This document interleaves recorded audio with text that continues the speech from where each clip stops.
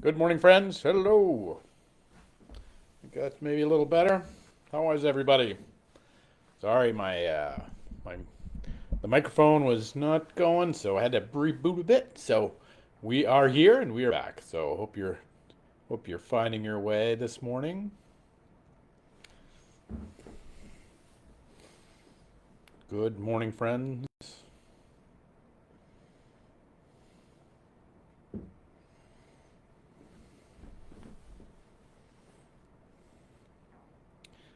Hello, hello. A little sailing this morning. Hope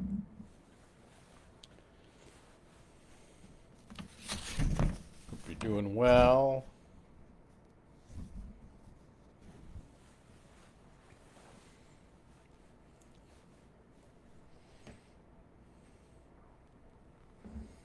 Good morning, everyone. You're still hoping you are finding your way, having a good morning. It is chilly. It was actually spitting a little snow on the way in this morning. That winter is coming quickly. We're still 20 something days away from it actually being winter, but it is starting already to begin to get chillier and all of that. So,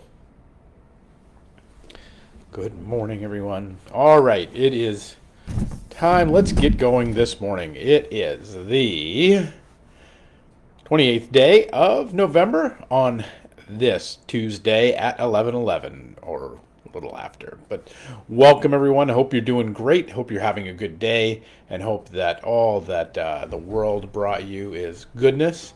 I hope you had a great holiday. We're coming on the backside of Thanksgiving this morning, and pray that that your holiday was sweet and good and whole.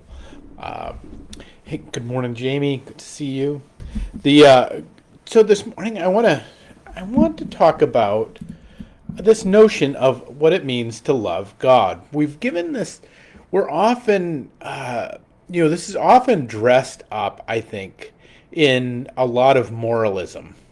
And it doesn't say that loving God doesn't mean doing the right thing. That's not what I'm saying. But we can easily hear, like, the one, many of kind of Jesus's commands around, the one who does my commandments, the one who keeps my commandments, that's the one that loves me. Stuff like that.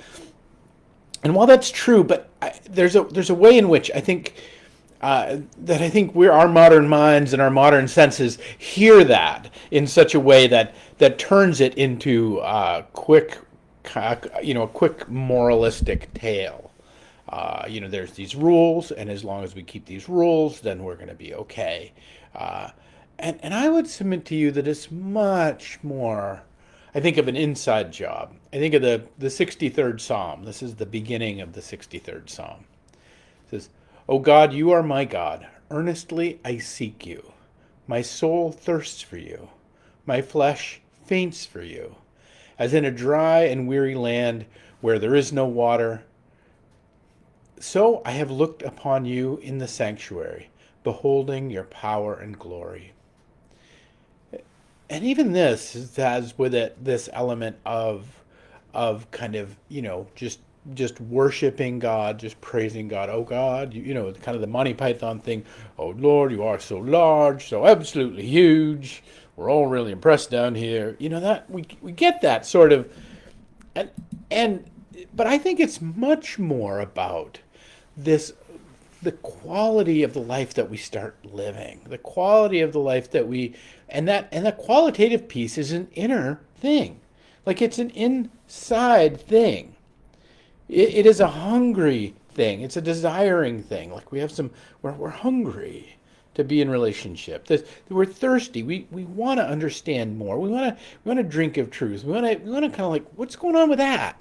There's a curiosity to it, and not a, like, oh, like kind of a wandering curiosity, but a genuine desire to know more about how we're wired, about how the world's wired, and to know more even about ourselves and our being, to know what is really real, to know what is truly true. I come back again and again and again to the beginning of the chapter of the Gospel of John. In the beginning was the Word, and the Word was with God, and the Word was God. Now that translation of the Word is problematic. We talk about it a lot, but it's this notion of what is really real. That when you take away the subterfuge, when you take away the preferences, when you take away all the other things, what endures over time. And here's there's an example of in the great the president Andrew Johnson. Now, Andrew Johnson was not considered a great president. He was the president who, if you remember, he took over after he was Abraham Lincoln's vice president. He became president. He was really considered a vice president because he helped unify some of the Democrat influence in that was tearing the country apart. The country would go into civil war. Johnson was kind of nobody's favorite in a lot of ways, but Johnson would always speak of, while he was in, and I'm grateful to Ryan Holiday for this story from his book, "The Obstacle Is the Way." He talks about that Johnson would always talk about his time as being a tailor. And even in all the Washingtonian elites would make fun of him for this, by the way, because he was before he was ever a politician, before he was ever a glad hander, before he was ever a chicken in every pot kind of guy, he was a tailor. And he always said that on the campaign trail, he said, "My garments never ripped or gave way." And when they made fun of him, he would say, that doesn't bother me. That is not disconcerting me in the least," he would say. "For when I used to be a tailor, I had the reputation of being a good one and making close fits, always punctual, and my customers always did good work."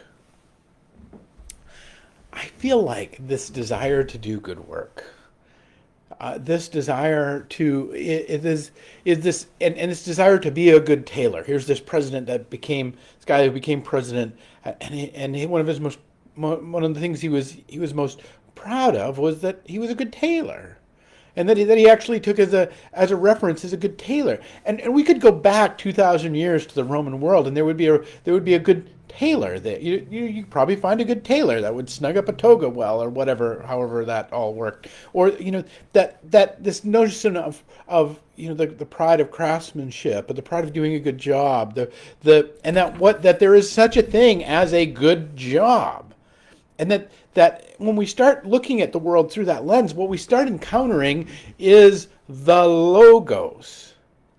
So when we talk about what it is to love God, what it is to love the logos, what it is to love the true, the good, and the beautiful in the world, what it is to love the things that endure over time, what we're talking about really is loving, are the best part of ourselves that want to do a good job, even though we're tired. That want to be a good parent, even though our child is annoying. That wants to make it to church on time, even though maybe had a rough Saturday night. The part of us that wants to offer up, that wants to help out, even though we may.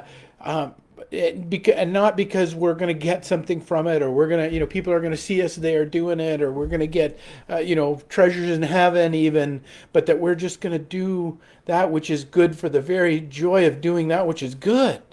Do you see what I'm saying when I'm painting this? It's like, we can often get into this trap of like it being this moralizing thing. You do the right thing because it's your duty, or do the right thing because it's your job. Just do your job. And not that there's anything wrong with that. There's a lot of things in between that have to get us there. But this real notion of loving God, this really notion of hungering and thirsting, because it lives in us all. This real notion of in the beginning was the Word, and the Word was with God, and the Word was God, and that we get to access that. We get to access the really real. We get to access the highest and most perfect good.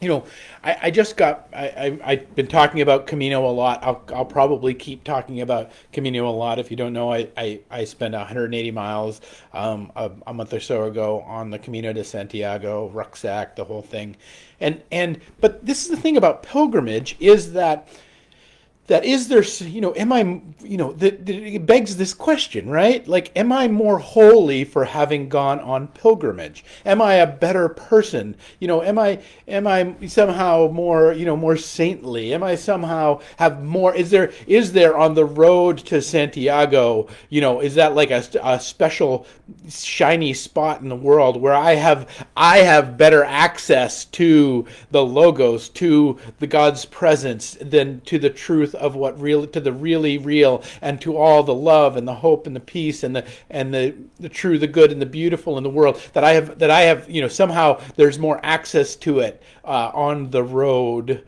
on the pilgrimage, than there is in my comfy pants at home on the couch, or in my worship space in my local church. And here's what I'm going to tell you: no, there isn't. No, there isn't.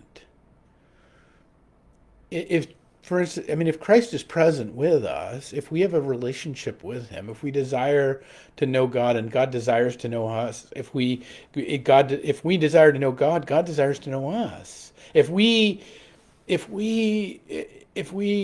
hunger and thirst, as the psalmist says, then our thirst will be slaked. That we'll understand. We'll get it. If we want to be in relationship, we'll be in relationship. And that what that looks like in the operational life of our being is really many times doing good for good's sake. Not because we're going to get something from it, not because we're going to paycheck, not because other people are going to see us doing it, and we're going to get our reputation increased, not because we just, it's our duty and we must do it, not just because it's a habit, even because we're just on the rail and we always do this thing, but because we have this legitimate inside desire to know God, and that God has, and that when we can tap into that, because it's there, it's born in every one of us. We all have it.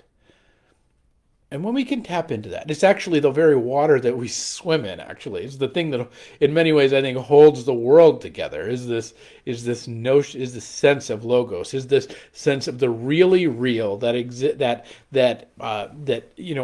a great and competent tailor that became a president, 150 years ago, had this was in touch with, and the same importance and beauty of doing a good job, and the pride in having done a good job, but not just the pride because, like, oh, I was a great tailor, but the pride because good work was done and the world was improved because of it.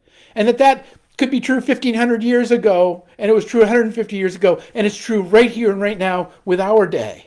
And it's not that we have to become tailors, it's that we are, in fact, hungry and thirsty to be with the one who made us, and that the way in which we are with the one who made us is through this participation in the good and the true and the beautiful in our lives. Again, not because we're going to get something, not because somebody's going to see us do it and think we're great, not because we're supposed to do it and we just have a culture of doing it or we have to do it, but because we have a real desire to know God, and a real desire to participate in the logos of the world, to participate in the very thing that stitches it all together, participate in the joys and the wonders of what it is just to do a good thing because it's a good thing. When we talk about loving God, that's what it looks like. It's not just keep my commandments and do the right thing or else you're going to get the lightning bolt. No, that's paganism. That's actual paganism. That God's invitation to us is to participate in the recreation of the world. God created the world. God spoke the world into being. God spoke you into being. That all this journey, all of this history of life has come to this pinnacle and this point of you being able to take in a breath and take in oxygen and give off carbon dioxide and stand in this world with the fullness of God's grace and God's love upon you. Now, you might feel it today, you might not. That's not the point.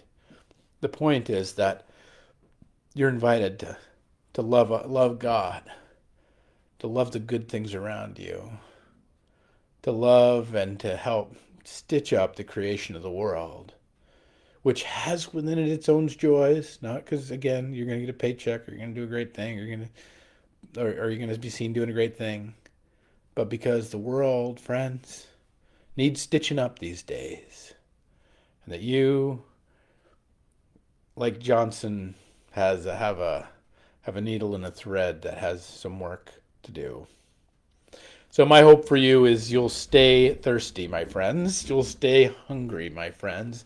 You will continue to love God on this day, and by loving that which is true and good and beautiful, and participating in it for no other reason because other than it is true and it is good and it is beautiful, just like you.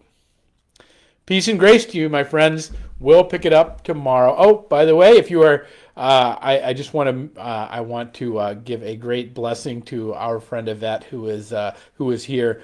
She takes her citizenship oath today, and so we're all super excited for her and offer her blessings in this new journey of being an American. So we're excited for you. So thank you for letting us participate in it with you. All right, peace and grace, friends. We'll pick it up tomorrow with another 11:11.